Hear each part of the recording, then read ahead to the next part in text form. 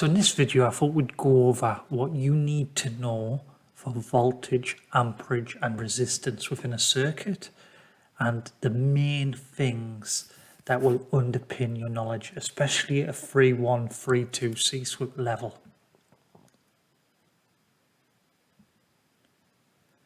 So if we think of these two things walking through the pipe we've got here, voltage and amperage can be likened to water quite a lot, or a water system. So if we think of amperage is the water within the pipe, that means voltage is the water pump, is the force that is going to drive our current, the movement of electrons through our system from positive to negative. Now, that's all fine and well, but there's a third thing in that, and that's ohms or resistance. And this resistance is really trying to pin back that flow of electrons, whether it be material type or wire diameter or wire length. They all have an effect on how much pushing force we need to get that current, that amperage, that electron flow to move through our wire. So if I take a higher resistance, here we go, we've got our ohms, have shrunk that space down, and now what I'm going to need is a lot more voltage to push the amperage through because it's a higher resistance. And that's really all you need to understand. I mean, these types of drawings are fairly common online, but they've really pinned down the essence of what we're thinking about.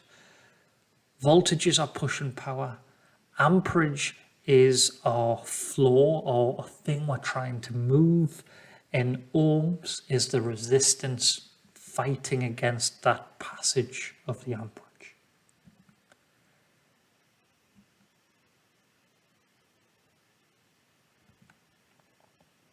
So because we now know we've got voltage, amperage and resistance, we can start talking about the equations we use to work this out. And a standard triangle like this is really good for being able to visualize and decide where the information is. So if we're looking for voltage, that's amperage times resistance.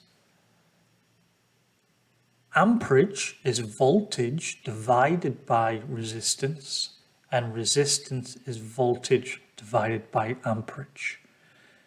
Now, the weird thing here, of course, is that V is voltage, R is resistance, but I is for amperage.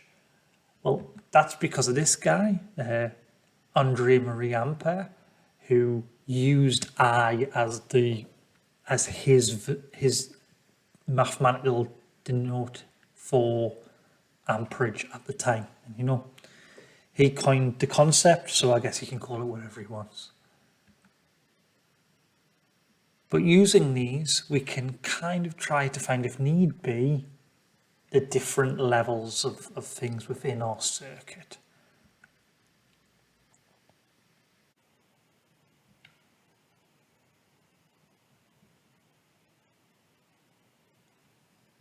So things to remember here are, firstly, with voltage, the main one is that due to that resistance, we get a voltage drop. So the further away we are from the power source, the larger the voltage drop because of resistance there will be. So if you take a measurement from the welding machine, I don't know, say it's 20 volts, it's not guaranteed that you will actually have 20 volts within your welding arc. So we need to maybe come a meter back from where our welding torch is and then connect across the arc. So that's from our positive to our negative, from our welding torch lead to our return lead, and take our measurement there. So we know we're getting the WPS required variables. But amperage can be measured anywhere within the circuit. This is where the amount of water within the pipe doesn't change, push and force of that water changes.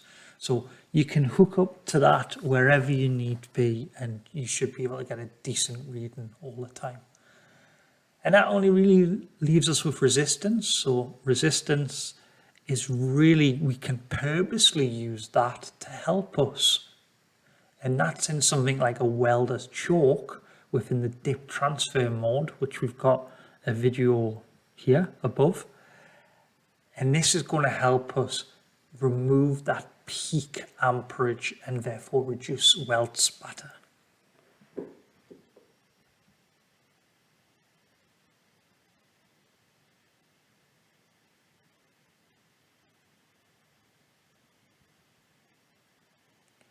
Now, that's pretty much it. It's not a huge thing you have to really remember. It's voltage, amperage, and resistance. Where we use them, where they can cause us a problem. Just remember, voltage drop is an issue when we're taking measurements as an inspector.